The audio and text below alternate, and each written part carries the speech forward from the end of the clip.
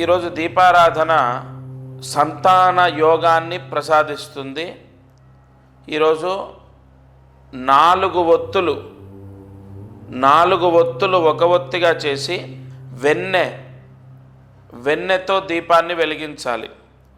నిజంగా సంతానము లేనటువంటి వాళ్ళు ఈ దీపం వెలిగిస్తే సంతానం కలుగుతుంది.